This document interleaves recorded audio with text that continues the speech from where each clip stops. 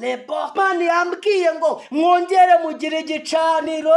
Imana yambwiye ngo niba ukiranuka ukitondera amategeko y'Imana ukabana n'Imana, Imana leboto pele vodra yavuganye nanjye iralebo enebo irambwira ngira kwimunyamitwe, mama kora iby'Imana ishaka, reka leboto pe kwikongereza umuriro urwanya abantu b'Imana cyangwa n'Imana. Rero Imana iraguteturuye, humura, iyo ntebe yawe igoswe na marayika, ko nabonaga weho umuntu arimo kubahigika, ngiye kubona mbona akwicaje kuri ya ntebe, mbona urakomeye. Imana irambwira ngo niba utariyononye akira kuguma ku ntebe yawe. Kandi Imana irambwira ngo dore ufitewe amashyari mu kazi, ufitiwe amashyari menshi, isaha ku isaha uragenda ukaba witeguye ko ushobora guhabwa urupapuro rugusezerera. Imana yambwiye ngo kiranuka gusa, humura, yavuganye nawe, ako kazi ugomba kukaguma kuko ufitiwe ishyari ryinshi. Nabona yes, reka mbasuhuze kandi mbifurize ibihe byiza. Inshuti bavandimwe, mwe mudahwema kubana natwe umunsi ku munsi, Imana yo mu ijuru ibagirire neza. Reka nkubwire ngo ahantu uri, nimba ari mu gitondo ugire igitondo cyiza, kandi nimba ari mugoroba nabwo ugire umugoroba mwiza. Kandi nimba utameze neza, reka nkubwire ngo ihangane, none haruta ejo hashize. Dawidi yaravuze ngo ahari kwira kwararira umuntu, ariko bwacya mu gitondo impundu zikavuga. Reka ngushimire wamaze gukora subscribe hano kuri YouTube channel yacu, kandi nawe utarayikora ushishikarize kuyikora kugira ngo ujye ubana natwe umunsi ku munsi. Imana yo mu ijuru izabiguhembera. Muze twamamaze ubutumwa bwiza bwa Yesu bugere kumera y'isi. Like ndetse share ndetse na comment. Imana yo mu ijuru ituma irivuga butumwa ryaguka bikagera kure. Ntabwo ndi jyenyine uyu munsi, ndi kumwe n'umushumba. Jewe nitwa Emi. Yesu ashimwe mushumba. Yesu ahimbazwe. Mumeze neza? Turashima Yesu. Imana ihabwa icyubahiro ko yabazigamye. Amen. Umwami arongeye arabatumye, muraje kumutumikira. Nibyo, dufite ubutumwa umwami Imana yaduhaye, ari nabyo bituzanya hano kuri kamera kugira ngo tubitangaze, kubera ko iki ni igihe Imana irimo gukora kandi irakorana n'abihuta. Ndumva ari ibyo ngibyo. Imana iguha umugisha. Ndumva nifuza kugusengera Imana ikakuyobora muri iki kiganiro kugira ngo ijambo kurindi umwuka wera aririnde satani warivangira. Mana data wa twese uri mu ijuru, ni wakira ishimwe kubera ko wongeye gutuma umugaragu wawe. Ndamusengeye kugira ngo umwambike imbaraga, ubuntu bwawe bumukoreho, imbaraga z'ijambo ry'Imana zigume kuri we. Atangiye nyemerera atangirane nawe, agiye kuvuga ibyawe wamuhaye. Ndakwinginze kugira ngo umwambike imbaraga, ubuntu bwawe, amavuta, imbaraga n'umwuka wera bimwomeho kugeza atangiye kugeza ashoje, mu izina rya Yesu Kristo, amen. Karibu mushumba, amazina yanyu mutubwira icyo Imana ibatumye. Murakoze cyane kuduha ijambo. Amazina ni bisanzwe, ni Uwizeyimana Strato. Nkunda Imana n'abantu bayo, kandi jya nkunda kubivuga, ndi umwana w'Imana, ikindi nkaba intumwa cyangwa umukozi wayo. Rero murakoze kuduha ijambo, kandi ndumva wowe uteze amatwi, turi kumwe, turahabwa umugisha hamwe twembi. Unyemerere nturangare, kuko igihe cyo gukora kw'Imana ni iki. Bene data, njya nkunda kubwira abantu ngo tube maso, kuko tutazi umunsi n'isaha. Igihe cyo gucyura itoro kwa Kristo kiregereje. Rero biravuze ngo hagomba kuba, umuntu agomba kuba maso. Tudatinze, reka nkwiyegereze wowe uri hanze, wowe uri mu Rwanda, wowe usenga, wowe udasenga, aho uri hose, haba ucuruza, yaba uri mu kazi kawe runaka, reka nkwiyegereze tubane nawe muri iyi minota mike Imana iduhaye yo kuba iruhande rwawe. Kandi hari impamvu uyu munsi Imana Data umunsi w'urubanza izakubaza ngo mbega nta jambo wumvise. Uramenye rero ntihagire ikigucika, kuko iki nicyo gihe Imana irimo gutanga amakuru ya nyuma. Abanyabyaha rero nibezwe, kandi umukiranutsi nawe akomeza akiranuke, kubera yuko igihe cy'ingororano kirageze. Imana ishimwe cyane. Hanyuma reka tuganire ijambo ry'Imana tudatinze mu gitabo cya Zaburi. Igice ni icya mbere, umurongo wa mbere turagera kuri 3.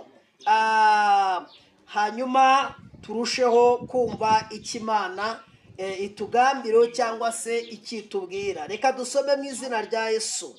Hahirwa umuntu udakurikiza imigambi y'ababi, nahagarare mu nzira y'abanyabyaha, niyicarane n'abakobanyi, ahubwo amategeko y'Uwiteka niyo yibwira kandi niyo yishimira, kandi amategeko ye niyo yibwira ku manywa na nijoro. Uwazawana cyera imbuto zacyo igihe cyacyo, ibibabi byacyo nibyuma, icyo azakora cyose kizamubera cyiza. Tuvuge ngo amen. Tugiye kuganira iri jambo, ariko mbere yuko tuganira ijambo reka mbanze nambutse ubutumwa Imana yampaye ubwo nari maze gusenga ngiye kuryama. Nari mvuye mu masengesho y'iminsi 2. Amasengesho y'iminsi 2 narangije ejo. Nararyamye, Imana inyereka ibintu 3. Icya mbere yanyeretse ku muntu nabonaga ameze nk'uri ahantu mu iduka, akarindira ko abantu baza ariko akabaheba. Hanyuma nkabona hari abandi bari ahandi hantu, ariko aho hantu nabonaga nabo bameze nk'abari mu kazi runaka. Ngiye kubona mbona barimo babasunika, harimo abandi babasunika. Imana irambwira ngo hari abantu muri iyi minsi ngo barimo kugenda bagakora ngo ariko bagataha uko. Yambwiye ngo rero wowe ukiranuka urahiriwe kuri uyu munsi, kuko Uwiteka arakwibutse kandi Imana yongeye kugaruka. Leboto pe levodrai kude sasegere. Imana irabwira ngo dore hari umuyaga ukomeye cyane Satani yari yarohereje ku cyitwa abacuruzi, akagenda akajya mu iduka agataha nta kintu afashe. Ndetse nagiye kubona mbona harimo umuntu w'umumama arimo kwibaza ngo none ko narimo kugurisha nzishyura gute ideni rya banki. Ibutse humura, wagiye gufata ideni Imana yavuganye nawe, kuko nabonaga urimo kubwira Imana usenga uyibwira ngo Mana ko wari wabyemeye bigenze gute. Imana irambwira ngo humura, kuko ariyo yabivuze. Nubwo Satani yari yohereje ishuheri nyinshi, Uwiteka yambwiye ngo iyo shuheri ayivanyeho, akira gucuruza byemere, kubera ko waharaniye gukiranuka. Ntabwo wigize wiyanduje ibyo kurya by'ibwami. Nicyo gitumye Uwiteka akwibutse. Uwo ni uwa mbere.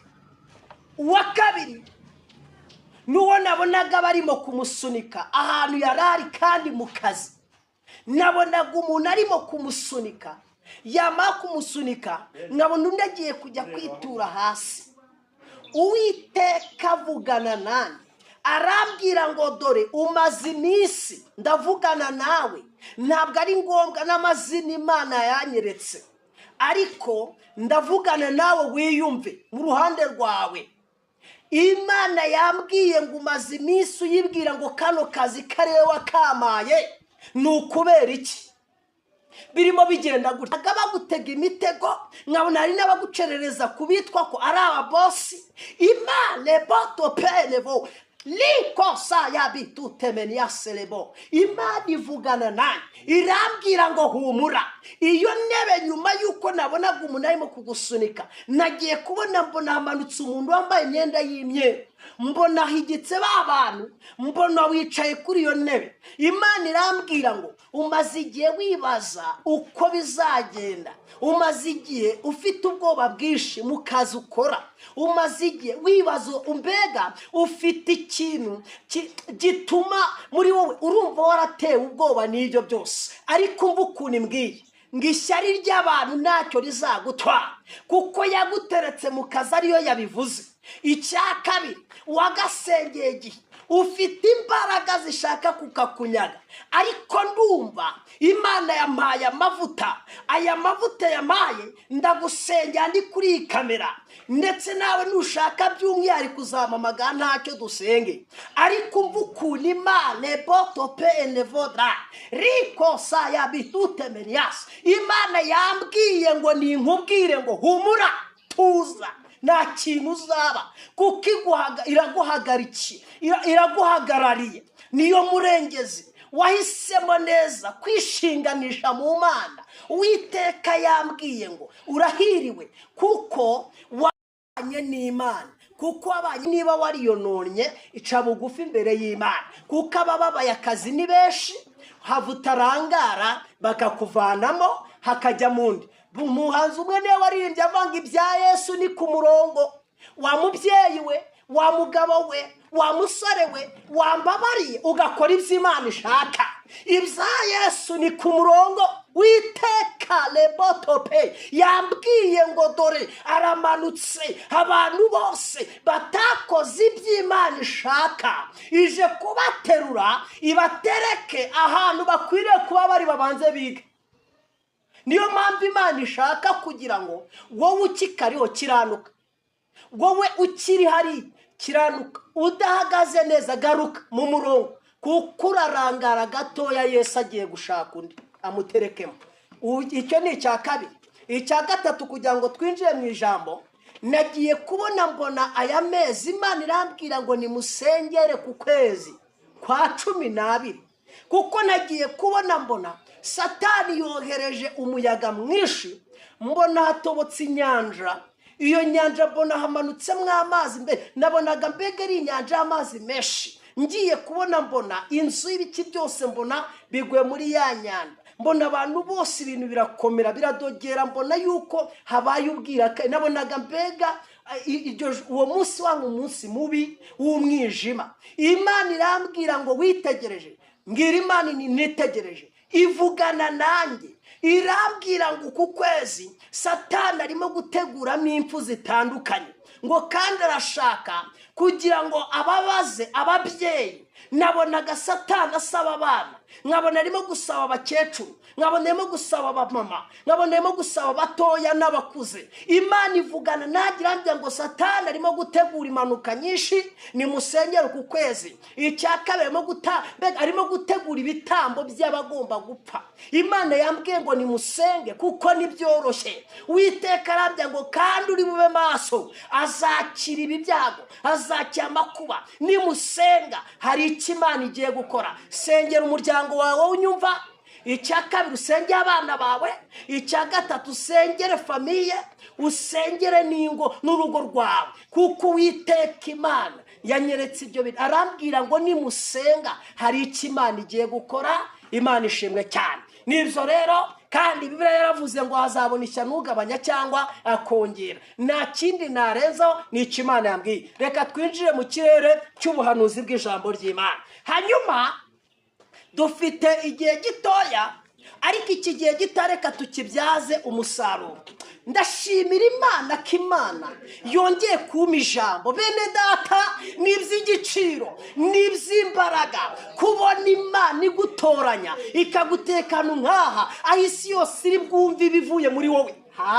tope enebo ibi mbivanamo ishimwe nikosa yabitutemeniase. Ntabwo twari tuzi ko twavuga, ariko Yesu yaduhaye kuvuga. Uyu mugabo bita Dawidi rero niwe wavuze iyi zaburi. Reka mbabwire, hahirwa umuntu, ni ijambo tugiye kuganira. Imana yambwiye ngo irashaka kwerekana uhiriwe uwo ari we. Intego y'ijambo ni intego ivuga ngo hahirwa uwubaha Uwiteka agakora ibyo Imana ishaka.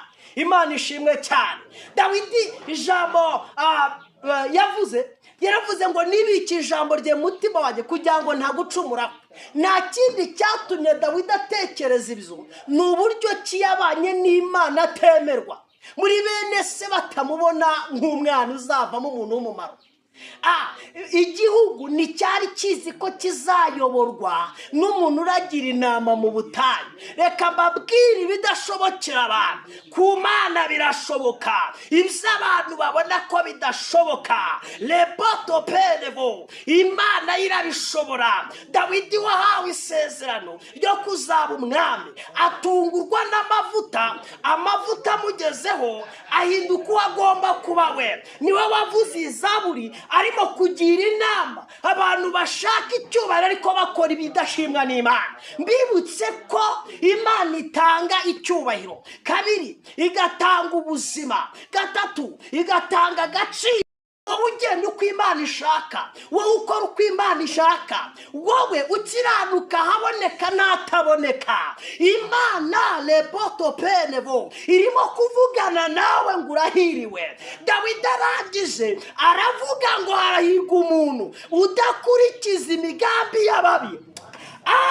Repoto pene vodrai kude sasegere, nahagarare mu nzira y'abanyabyaha, ahubwo amategeko y'Uwiteka ayo ngayo niyo yibwira. Pene uwo muntu ukora ibyo Imana ishaka, yaba ari mu kazi abatekereza Imana, ibyo gukiranuka nibyo bimubamo. Yaba arimo kwigisha cyangwa ari ahandi muri bizinesi, mu bucuruzi, ikimubamo ni ugutekereza gukora ibyo Imana ishaka. Uwo muntu Dawidi yaravuze ngo harahirwa bene uwo muntu udakurikiza imigambi y'abateranira kunegura abantu, y'abateranira gusebya abakozi b'Imana, y'abateranira kurwanya abasizwe, y'abateranira guhiga abantu, cyangwa se lepoto pene vodrai bakora ibyo Imana ishaka.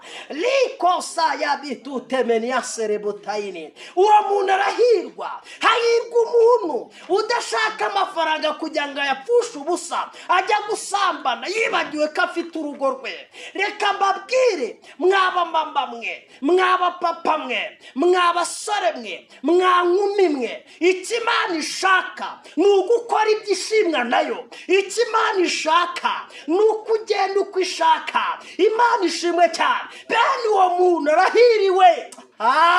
Arahiriwe.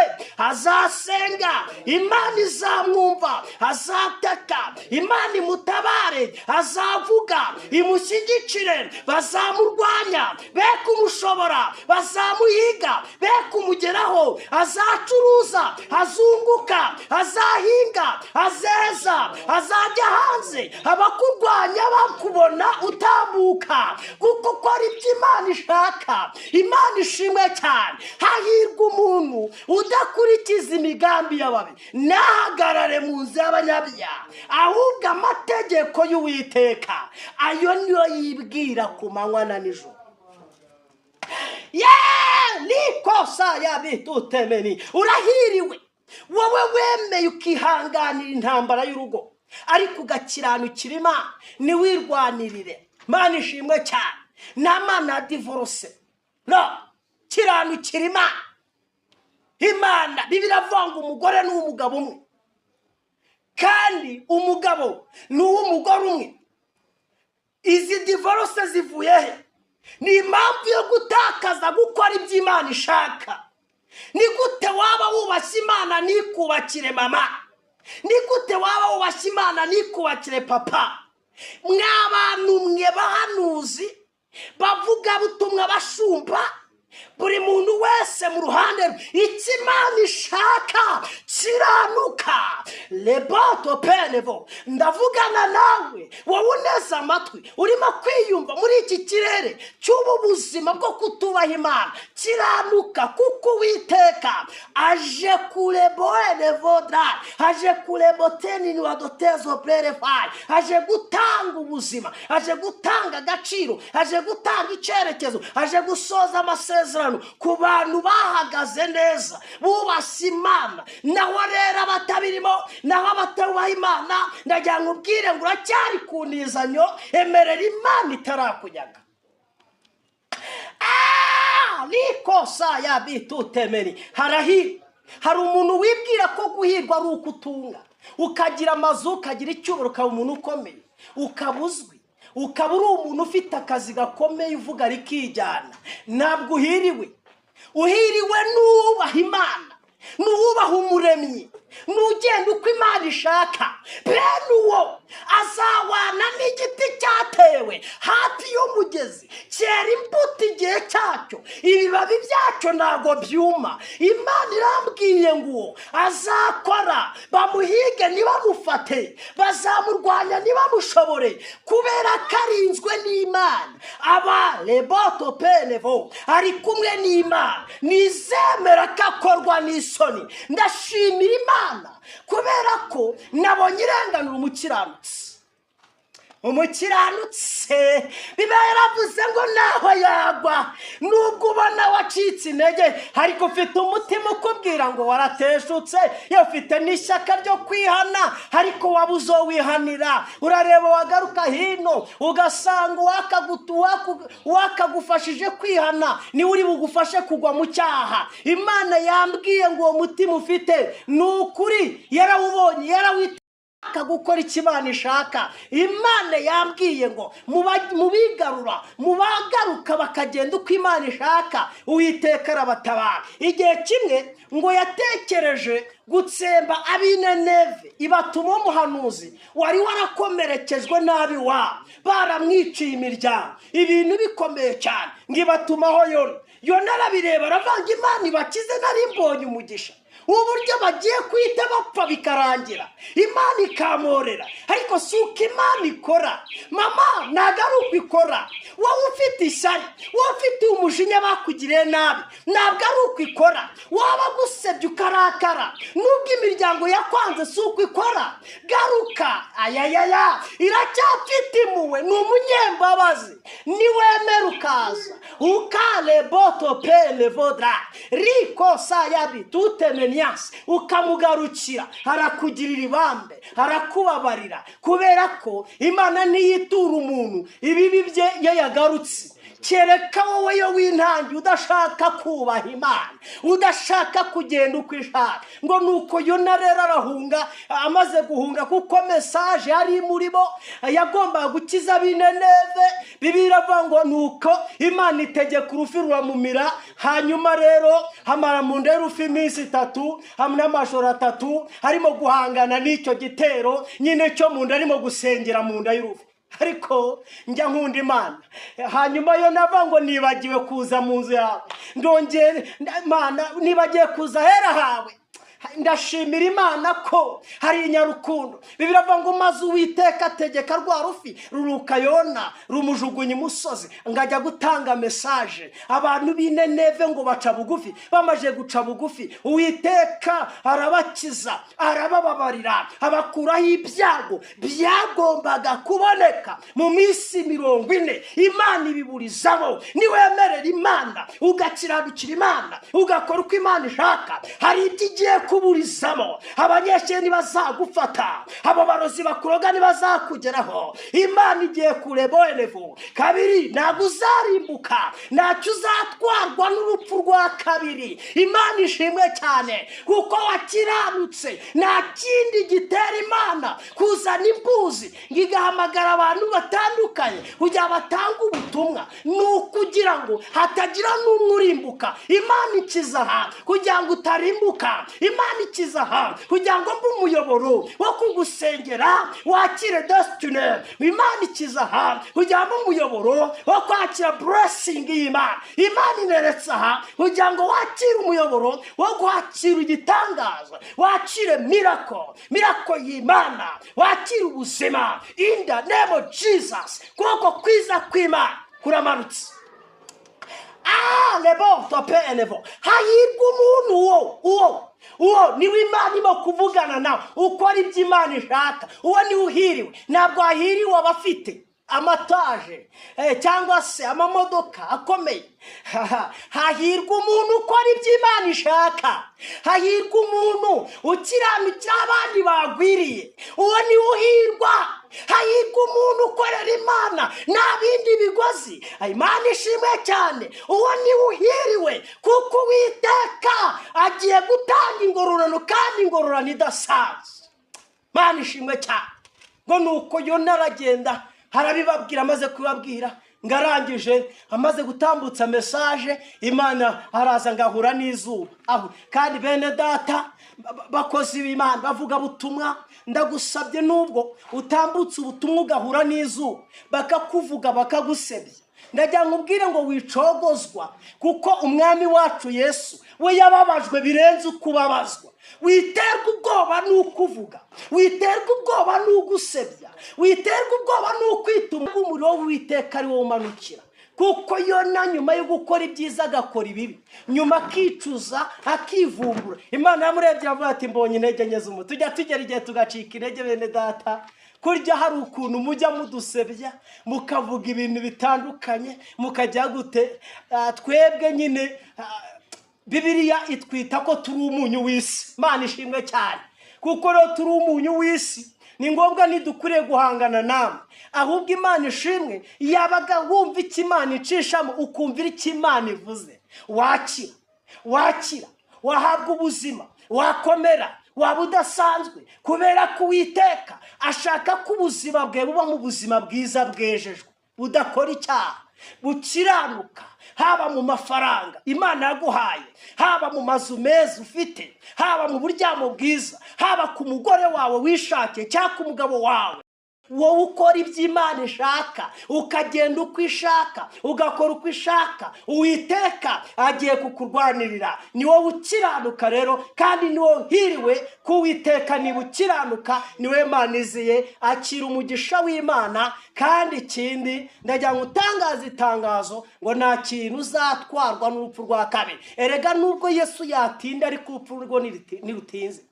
Warya n'ubundi iyo ushonje ukarya, uyu umaze kurya inzara wumva uyishize ibiryo urabihaga. So hari ubugingo rero tuzinjiramo nyamara tutazigira duhaga. Umunsi n'umwe tuzahora turyohewe, tuzaba tuguwe neza. Ubwo ndabugukumbuje, genda uko Imana ishaka, kora uko Imana ishaka, vuga uko Imana ishaka. Imana iramanutse. Uwo ni uhiriwe, niwe winjiye mu kirere cy'umugisha ukanezeranwa n'Imana mu byo yakuvuzeho. Imana ishimwe. Imana ibabajwe nawe yahaye imiturirwa ariko niyituremo hakajyamo ibindi.